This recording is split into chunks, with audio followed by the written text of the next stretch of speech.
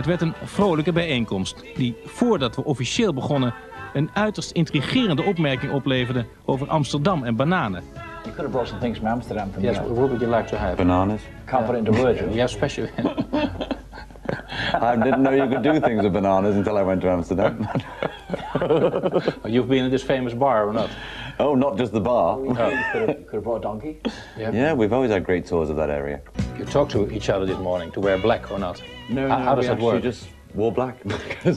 Call it ESP, I don't know. It's the feeling of the day to wear black or not? Yeah, it's our Beatle period. Yeah.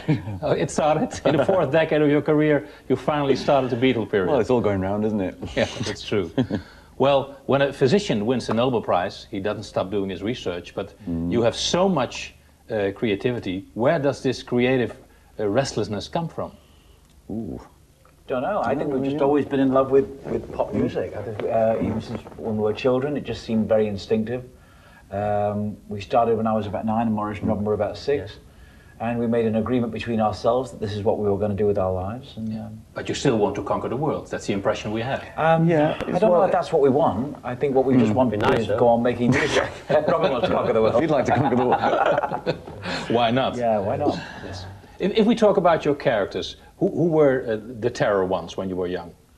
Robin was pretty outrageous when we were young. Yeah. That changed or not? No, I don't think so. I think he's very turbulent inside now. Yeah, I'm a very turbulent character. Yes. It doesn't come out anymore? He likes to shock people. It does, he usually comes out in the bedroom. Sometimes in the studio too. Yes. It's this shock factor he likes to do. And how about Marie's character? Oh, I was the boozer socialite. Yes. Yeah, definitely the clubber. Yeah. You once stole a bottle of orange juice in your youth, wasn't it? Yeah, that was the only crime I ever did, and I got nicked. Yes, because they never got nicked. No, they did lots of things, but they got nicked eventually. What does that say about them? They're cleverer than you are? No, I was Mr. Goody Two-Shoes, you know. I was too scared. It was empty at the time, fortunately. There were people looking after the house, but stay on the outside of the house. But there was nobody in the house proper when she got in, so... But she drove 140 miles to get there? She was determined. Yes, it was prepared with military precision, like I said. Very much so, yeah. Was it clear what you wanted to do there? Oh, I think so. I think she was. No, I think it's pretty clear to anybody, really. She seems to have had a video camera with her, or... Yeah. I'm not sure what her intentions were, because I had to be careful accusing people. But she did have a plastic bag with a carpet knife, some rope, and a video camera, and I don't know what she was going to do. Go figure. A couple of horses in the carriage. We're not sure. Is your body, at this age, always doing what your minds want to? No, I don't think so. Excuse me. I think, I don't run anymore, if that's your question. I tend to walk with a sort of a smooth jaunt. Well, we sort of stay pretty healthy, yeah. I think mentally we're probably in our prime. And, when I'm 50, and I'm very happy to be 50, I think it's a nice time of life for me. And Mo and Rob are 3 years younger than me, so they've yet to experience the big 5-0, Yeah. And it's fun. I was watching Rod Stewart on television a couple of weeks back, and he was talking about being 52 and how comfortable he was with his age, and it didn't bother him, And I don't think it bothers me. Your body doesn't do the things you want it to do. No. But there's a couple of parts of my body that are as good as they ever were. And sometimes there's no controlling them, is there? Absolutely not. No obsessive fan, we'll find out.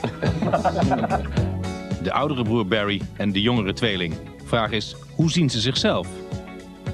I was a tosser. Is that enough as a justification Well, for there's a being here? difference between being a prat and being a tosser. Yeah. It takes practice. Being a prat, you can go to heaven, but if you're a tosser... What would be your answer then? My answer, I came and I went and in between was padding. In de loop van hun eindeloze carrière hebben de Bee Gees veel tegenslag overwonnen. In dit opzicht heeft vooral Morris een verhaal te vertellen. De Bee Gee met die sinds zijn eerste haaruitval onvermijdelijke hoed. Hij was jarenlang zwaar aan de drank, maar overwon zijn bijna fatale alcoholverslaving. Now, for example, can we learn from the fact that you won your uphill battle against alcohol? Well, the basic thing to learn is that life's incredibly beautiful without it, you know. But some people can say no. I couldn't, you know. So it was different for me.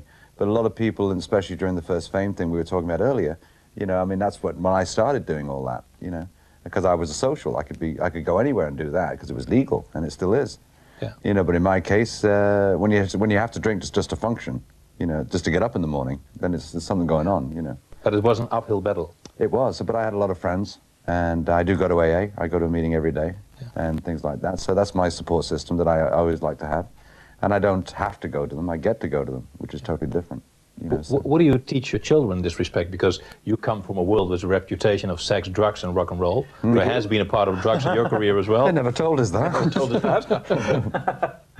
Well, my children, for instance, learn from me. I mean, because in this kind of thing that happens to you affects your whole family. I mean, what you do affects everybody, as it affected my brothers, everything that I did. It's like the proverbial pebble in the pond, you know, the ripple effect. Yes. And I was a brick, so it was waves, you know. So they got help too, but they learned about it. But we're very blessed with our children that they haven't gone into that world. Is the main concern for you as well? Of course. I think you're always watching your children to look for those signs, and Miami is a very, what should we call it?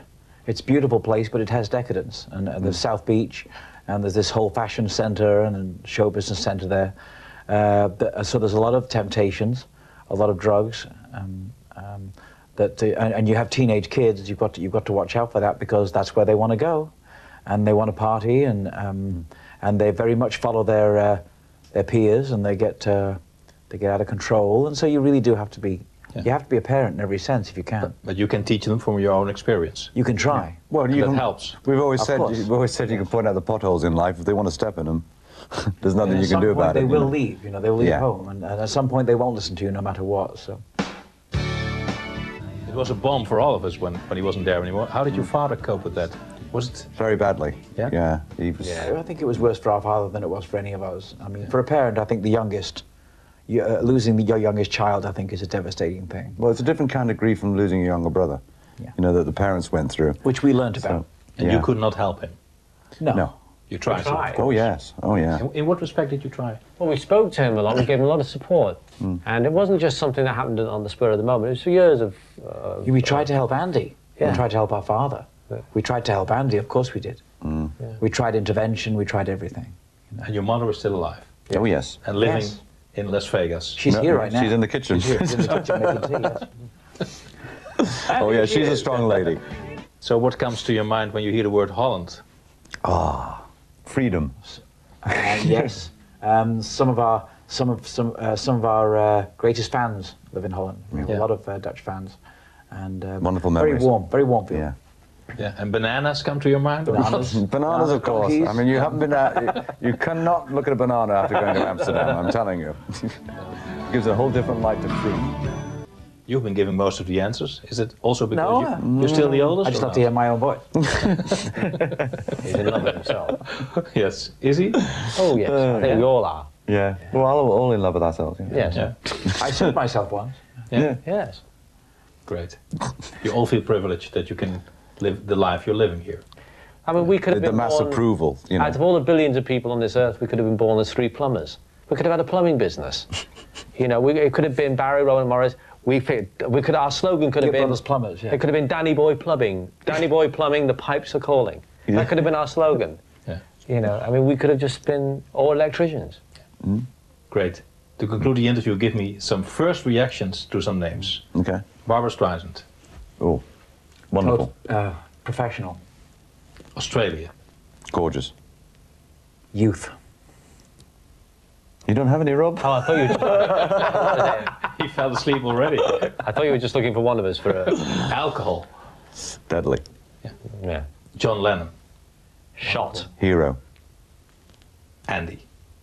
Sadness. Sad. Yeah. Thanks very much. Thank you. I thought you were going to mention cross-dressing. Cross-dressing, impossible.